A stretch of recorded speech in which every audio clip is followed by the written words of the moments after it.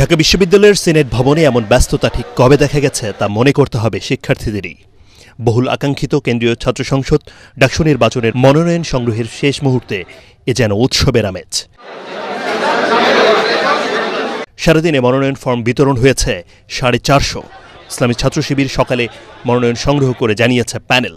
সহসভাপতি বা ভিপি প্রার্থী হচ্ছেন কেন্দ্রীয় নেতা সাদিক কায়েম ও জিএস, ঢাকা বিশ্ববিদ্যালয়ের সভাপতি এস এম ফরহাদ। এই ছাত্র সংসদ নির্বাচনের মাধ্যমে আগামীর বাংলাদেশের নেতৃত্ব তৈরি হবে এবং সেই নেতৃত্বে যারা বিজয় হবে আমরা তাদেরকে ওয়েলকাম জানাবো। জুলাইয়ের শহীদদের যে আকাঙ্ক্ষা, সে আকাঙ্ক্ষায় আমরা আগামীর বাংলাদেশে বিনির্মাণ করব।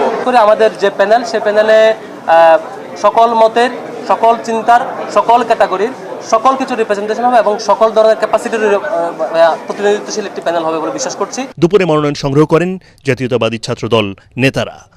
চূড়ান্ত প্যানেল ঘোষণা না করলেও সম্ভাব্য ভিপি ও জিএস প্রার্থী হতে পারেন ঢাকা বিশ্ববিদ্যালয় ছাত্র দলের যুগ্ম সাধারণ সম্পাদক আবিদুল ইসলাম খান ও জসিমউদ্দিন হল শাখার আহ্বায়ক তানভীর বারী হামিম। ডাকসু কোনো শুধুমাত্র ঢাকা বিশ্ববিদ্যালয়ের ম্যাটার নয়, ডাকসু নির্বাচন গোটা বাংলাদেশের ম্যাটার। সুতরাং এই ক্রুশাল মুভমেন্টকে লিড করার জন্য আমরা এগিয়ে এসেছি, ফর্ম তুলেছি।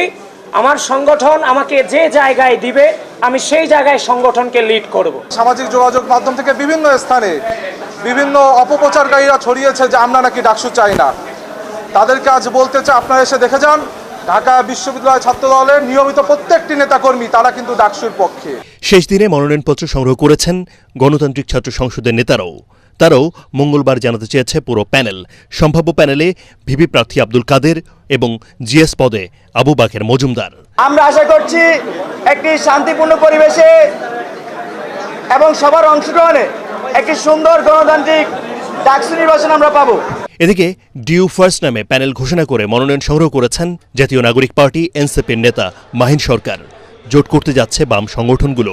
গণতান্ত্রিক ছাত্র সংসদের যারা আছে তারা তাদের জায়গা থেকে নির্বাচন করবে, এটি আগে থেকেই ধরা ছিল এবং তারা সেখানে ইলেকশন করবে। তো আমি আমার জায়গা থেকে মনে করেছি যে আমারও ইলেকশন করার মতো যোগ্যতা আছে। প্যানেল করছে ইসলামী ছাত্র আন্দোলন ও ছাত্র অধিকার পরিষদও।